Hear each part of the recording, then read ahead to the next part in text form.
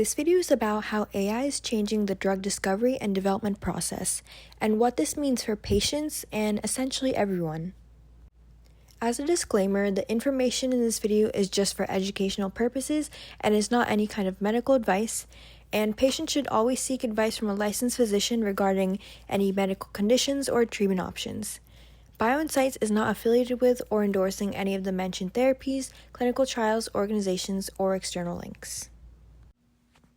On average, it takes 10 to 15 years and nearly $2 billion to bring a single new drug to market.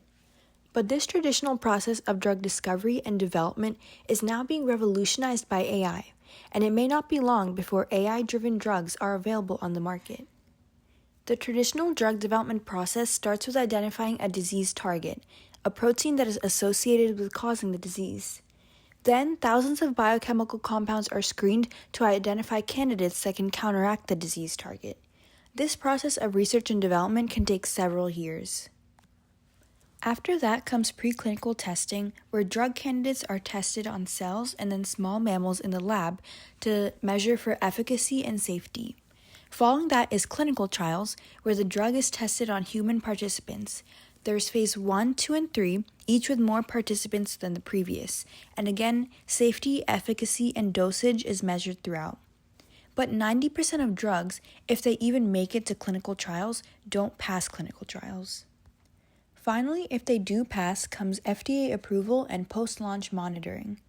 The bottom line is that the traditional drug development process is extremely lengthy and expensive.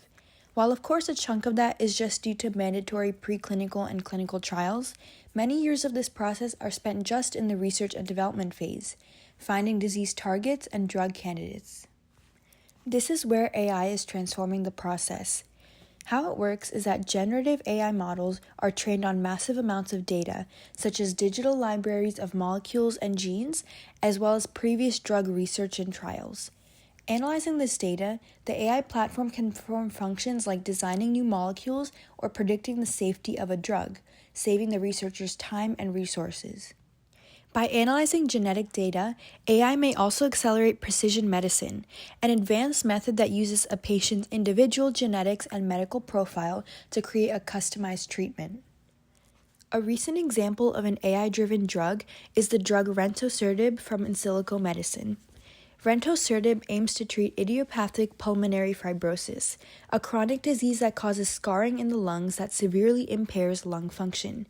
Its onset is usually after the age of 60, and unfortunately after diagnosis, patients have an expected lifespan of 3 to 5 years. Rentoserdib, which recently underwent phase 2 clinical trials and showed promising results, is the first drug where both the target and the candidate were identified with generative AI, and that too in 18 months compared to the standard 3 to 6 years. But there are certainly downsides as well to using AI in drug discovery.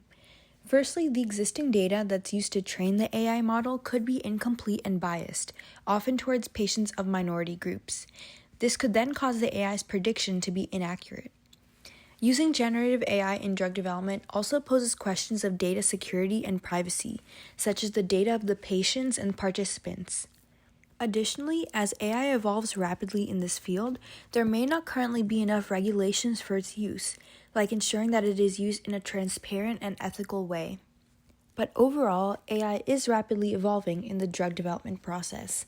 This could open up doors for faster and more cost-efficient drug discovery, which will hopefully allow patients to access new life-saving treatment and sooner.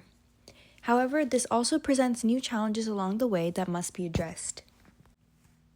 If you want to see more content on biotech breakthroughs, don't forget to like and subscribe, and also check out more resources for this video in the description and on the BioInsights webpage linked below.